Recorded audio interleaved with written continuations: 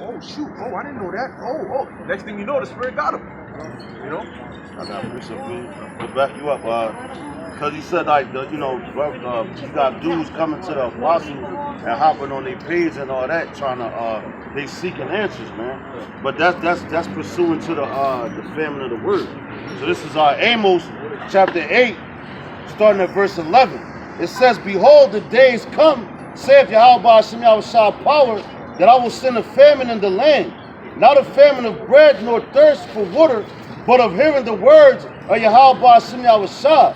And they shall wander from sea to sea, and from north even to the east. They shall run to and fro to seek the word of Yahweh Hashem Yahushua, and shall not find it." Now you see the balance in that, because right now, what do you see going on? They'd rather go see the sheep to get away from the word of Yahweh Hashem Yahushua. You know, they're walking past like we're just invisible. You know, you see a whole crowd of men, you know, cameras and everything with Bibles in their hands. Hold on, I thought y'all were Christians. Now, if you don't, shouldn't you be coming up here inquiring about the Bible since you so-called believe in it? You know? But they walk around like we're some the worst thing in existence. That's right. They don't even want to look at you. Yeah. They just walk past you, you know? Grab their children's hands, drag them up the street. And it's funny because sometimes you have the little kids who maybe want to listen. That's right. You know? They look at the sign, you're like, oh, I think I see myself. And then the mom just like, oh, there we go. Now we're getting out of here. But guess what? From that kid stopping alone, the Lord could deliver that child and the mother be put to death, man. That's right. Okay? Because a lot of these, that's why the scriptures tell you to seek the Lord in your youth, man. Because a lot of these people, they've been indoctrinated and corrupted, especially in Babylon, for so long that now, if the Lord doesn't have a heavy spirit on you, you're not even gonna have time for that. You barely have time for your kids. You know, because when you grow in the truth, okay, you're structuring your life around the truth. You know, and then the older, I think it's 12:1. The older you grow, okay, you're centering everything around the truth. Okay, That's right. you don't set your life and then try to fit the truth in there. No, the truth is the foundation, and your life is structured around it. The truth is the thesis, and everything else is just supporting details and evidence. Okay. This is the book of Ecclesiastes, chapter 12, verse 1. It says, "Remember now thy Creator in the days of thy youth." That's right. "While the evil days come not, nor the years draw nigh, when thou shalt say, I have no pleasure in them." When thou shalt say, I have no pleasure in them. Because what happens when you're a child, all right, that's why your kid, your parents will teach you manners. Okay, they'll teach you certain things as a child because it sticks with you. So when you grow up, it's already within you. Why do you think kids are able to learn languages quicker? Kids are able to pick up on certain things quicker because at that stage of a child, you're like a blank sheet of paper that's now about to be filled. That's right. You know? But when you're old, you barely got space to put anything on the paper. You know? So when you're young and you're that clean slate, you gotta fill as much of that paper with the truth as possible. Okay? And guess what? When your paper is filled, you don't have time for BS. Because that ain't gonna fit on the paper. You know? And now you living your life, you're growing in the truth, all right, and you're perceiving things the right way. Okay? And that's just common sense. It's harder, all right, for older people to change their mindset. All right, putting new wine in old bottles. Okay, because it's already filled. Okay. Back to brother up. This is the book of Matthew, chapter 18, starting at verse 1. It says, "And at the same time came the disciples unto Yahweh, saying, Who is the greatest in the kingdom of heaven? And Yahweh called a little child unto him, and set him in the midst of them, and said, Verily I say unto you, except ye be converted and become as little children, ye shall not enter into the kingdom of heaven." That's right. Because guess what? Two things. Number one, the scriptures tell you. Oh, there's no more. No, don't come back. Verse. No, it's all good. When you're a child, okay, whatever your parents tell you to do, you're gonna do it. You're not, especially as a little infant. All you know is mom or dad said do this, so I'm gonna do it. You know, like the elder Tazaiwan gave an example. He said, look, man, the child could be across the street, and he see his dad tell him, yo, come. He's not looking at cars. He's not thinking of any of that. All he's thinking of is, my dad said come, I'm going to my dad. So that's that blind faith. Okay, like Abraham, when the Lord told him to sacrifice Isaac, no, that's what the Most High wants. That's what's gonna be done. Okay. Now you got the scriptures tell you you gotta become a fool to become wise. So when you come into this truth, you gotta forget what you've learned and start off again like a newborn. Okay. That's why it talks about being a babe. All right. When you're born again, you're spiritually or you're mentally starting off as an infant. That's why we start by giving you milk scriptures, okay, and then eventually you work your way onto the meat by way of experience. What is experience? Experience is growth. All right, experience is what separates an elder from a baby. Okay. Verse 4. It says, "Whosoever therefore shall humble himself as this little child, the same is the greatest in the kingdom of heaven." That's right. Because guess what, man? Children are very humble and children are very honest. That's right. All right. Sometimes that honesty might hurt your feelings because it's only when they grow older that they learn to lie politely. You know, they'll tell you polite lies. But a child, man, they'll give it to you raw. Okay. Look, I remember my brother when he was a younger. Every time I think it was like one of my mom's friends used to come over and she used to get fed up. So she told him my mom's friend was knocking at the door and my mom told my brother, "Yo, go and tell her I'm not here." He went there and said, "My mom told me to tell you that she's not here." You know? and then he came back and he was upset at her. He was like, "Yo, mom, why'd you tell me to lie to her?" You know? But you tell me not to lie. But in this scenario, so he blew her spot basically. You know? But that's like, as a child, your mindset is just straight honesty. You don't understand why people do certain things. Because you're pure. You just came from the spirit world. You're like, wait, what? You're telling me not to lie, but then you're telling me to lie, and then you get mad when I lie. Yo, where do you think? Where do you think kids learn to lie from? They're not born. Well, Esau, but they're not. Yeah, they're not born. Yeah, they come out all types of wicked ways. But children are naturally born. All right, and they soak up. They're like a sponge. They soak up what's in the environment. Okay. So guess what? If a child is born in a righteous environment, you ain't gonna be having homosexuality and stuff like that. But because Esau wants to justify it, he'll say, "Oh, it's by nature." It ain't by no nature, man. All right, kids are born. Yeah, kids are natural. Because look at the animals. They don't do that. If you want to talk about nature, yeah. Matter of fact, but they teach you that shit in the cartoons too. Mm-hmm. They put a lot of those subliminals in your kids. That's why you're not supposed to let your kids be raised up watching them television shows. Man. Now you had like the Pink Panther, but nowadays it's so in the open. You got fucking superhero transgenders. You know, like that shit, man. You know? And then you got, I think some Disney cartoon had like a gay couple or whatever. Yeah, matter of fact, they had a Disney movie. It was like an anime where two men was kissing each other. Fucking Disney, but Disney, they wicked anyway. Oh hell yeah, they hella wicked. You know, Disney got a lot of subliminals in there. You know, you could look it up, and there's a video compilation of different scenes of sexual content in Disney movies, man. You got Mickey Mouse holding a hat, but the hat is the tip of a rod. You know, and it's right next to his mouth. When you look at the Disney logo, you got 3 6s in there. You know, when you look at the logo for Mickey Mouse's head on the Disney icon, it looks like a rod. Okay, but they put this in there. You know why? Because your subconscious is more powerful than your conscious. You go to sleep without thinking of something, but you'll wake up feeling a certain kind of way because your subconscious is more active when you're asleep. They have a whole bunch of phallic symbols all over the place. Like they have them like actually in the cobblestone. They have them in the wall for like point directions to other places and shit.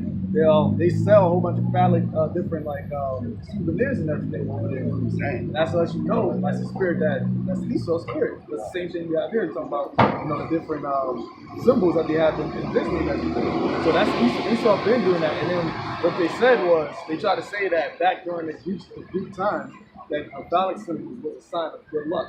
That's why they had them all over the place. You know, but that's just Esau's perversion, man. And hey, that's why this devil, he promotes homosexuality, he promotes transgenderism and all that stuff, because that's how perverse he is. That's in his mind. That's right, bro. Yeah. Just like the Baphomet.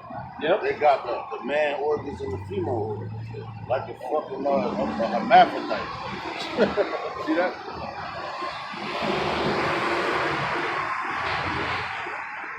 That's crazy, right? And that's why the scripture says that spiritually Sodom and Egypt. That's right, brother. You know? That's right. Yeah. And that's exactly what it is, man. And it's funny because it's worse, man. All right, because over time you have what was happening in Sodom and Gomorrah, but now you got that times God knows how much, man. Okay, because those wicked, perverse spirits. You know what America is. That's why it's called a melting pot. Because it's wickedness from here, there, and there, all put together in one. That's why the judgment for America is going to be so great. But hold on, we're telling you all this, but we're wicked. You don't know that Disney is programming your child to get all messed up in the brain. Okay? You look at the environments that you live in. Look, you're literally living in a dump, man. Look at all the trash on the floor. And you walking among it, you got KFC. I saw a rat run into a freaking KFC, but then there was still a whole line, man. Dudes ran out because a rat ran in, and then when the rat ran out, they ran right back in. Dumb shit. Like, to the point you saying about subliminal messaging, like even if you fall asleep with the TV on, what's happening on TV can end up being in your dreams. That's a program. Hell yeah, bro. That's right, bro. You know, and they're very good at it because Esau comes up with the study of a lot of things. You know, and he'll study your mind. He'll study how to put certain things in places you won't even look. You'll be looking at a thing directly, but you won't see the symbol unless it's pointed out to you. But guess what? You won't see it consciously, but your subconscious has already picked up on it. That's why when it's pointed out to you, you can see it. Oh, shoot. And then once you see it, you can't stop seeing it. Because once you look at that image, all you're thinking of is what you were shown. Okay? That's how Esau plays. That's why it's called a tell-eye vision, man. Look at the way they sit. You don't see, all you see is this section, face to face, and they're literally just speaking to you, hypnotizing you through a screen, man. Okay? It started with the radio. Mm-hmm. Yep. I mean, they just started. Then they was like, there was a show back in I want to say like the 50s or something like that. It was World of Worlds, man. And they ran that television show. You know what I'm talking about? They ran that broadcast, and back then everybody thought that was really like that shit was really happening. You know what I mean? So Esau like, oh shit, if we can fuck them up like this, just to the radio, imagine what we could do if we put it in their face, huh? You know? Yeah, because now you attacking the ears and the eyes. That's right, bro. That's right. Let me get Micah 2:1. Okay, because listen, the scriptures tell you Esau is wiser than Daniel. Because in this time, the Lord is giving him the technology, and these devils, they give diligent searches, man. That's why they have things called experiments. They try it out, they see how it works, then they're like, okay, now that I think I'm pretty good with it, let me try it out on the people. I'm not gonna enact it full scale, but they have something like gradualism, man. Okay, which they use that to eventually get what they want. Slowly but surely, they're gonna get it, man. Okay, because like the boiling frog method, man. If you throw a frog into hot water, it's gonna jump out. But if you put it in, like, let's say lukewarm water and slowly turn up the heat, it's not gonna notice that it's actually boiling and it's gonna die. Just like people don't notice that in 2019, a lot of the things that are happening now weren't happening in the 1900s. But guess what? When Trayvon Martin got shot, it was a big uproar, right? When Mike Brown got choked out, big uproar, right? Now Eric Garner. Yep. Okay, now you got people getting gunned down left and right, but it's like, okay, it's just another one. Gradualism? Yeah. That's what Esau does, you know? That's like it's a gradual stage to where people are not realizing until right there they're like, this is just a part of the normal process of life, what they call progression. Luke chapter 16, verse 8, it says, "And the Lord commended the unjust steward, because he had done wisely. For the children of this world are in their generation wiser than the children of light." You know? And that's Esau being wiser than Jake, because we're supposed to be the light of the world. Israel's supposed to be, wise, but because they're so dumbed down, as the scripture says, my people are foolish, they have not known me, they're wise to be evil. He's doing promoting all his wickedness wisely because he's doing it gradual, while Jake is just oblivious to it happening. To the point where when it actually comes out, they're going to end up taking the shit, not realizing that's to their destruction. Because Esau is wiser in their generation, which is right now. So even going back to like the cell phone, and they got like the robots and all that shit. They starting to promote that. Yeah. You know what I mean? So now it's like our robot and all that shit. Now they got Sophia, and Sophia is just knowledge. So now they putting that shit out there. And he's just like, oh, well, let's go. Yeah. You know what I'm saying? But like matter of fact, the phones on your smartwatch. Yeah. Like, remember back Star Trek and shit? Like, yo, I never thought about it. Now it's just normal shit. That's like, oh, doing shit. the thing with Amazon. Now they're paying with their hands. Yeah, so they're promoting things That's like right, that, brother. and they're doing it craftily. That's right, bro. And it's a wise way for him to get his agenda across. That's right, bro. And Jake is not paying attention to none of this stuff. That's right, bro. Beautifully said, man, because that's what they'll do. Oh, now you're used to, it's normal. You're just swiping, you're just waving your hand, and you're getting used to that. That's a way of life. Remember, you've already been inserting your chip. When you go there, man, I remember the first time I heard this, I was like, whoa. I went in there and said, you got the chip? I'm like, what? She's like, the chip, your card. I'm like, oh yeah. And I didn't even want to use my card anymore. Because it just felt weird even saying that. Yo, just put the chip. We work with certain places that don't even take cash anymore. Like in New York, there's a lot of places like no cash, they do not accept cash. Oh, I thought cash was king. Yeah, that's what Esau genre back in the day. Cash is king. But now everything's becoming digitalized. Digital money. To the point where now that you're not even gonna have actual cash anymore, fiat money. That's they're gonna do away with that system. Yeah. Well, you see it happening in China. Okay, that China they moving quick on that. They have that social credit system. Okay, where here in America you have a credit score for maybe like how you pay your credit cards and so on and so forth. Over there, it's not based on just that. It's based on literally how you live. If you jaywalk, guess what? You having a bad credit score, man. Yo, Con, bro. It's social, So and you have people that are scared to even talk out about what's going on because they're being watched constantly, and their credit score is going down. Now, if your credit score is going down, you can't buy anything. Next thing you know, you went from owning a house to being homeless because you went to jaywalk a couple times. And that's the same thing that's coming on America with the chip. Like if you don't agree with it, they can tax you a certain amount. Yeah. You be like, man, fuck that. You cut you right off. Yep. So now you ain't doing shit. Yeah, because now if everything is digital, then you don't really have any power. Because the cash is physical. I can have cash on me. You don't know if I have cash on me or not. But if you tell me, you work 50 hours today, but I feel like paying you 40 hours. All he's gonna do is send 40 on your thing. You try to dispute it, he said maybe I'll give you 30 hours.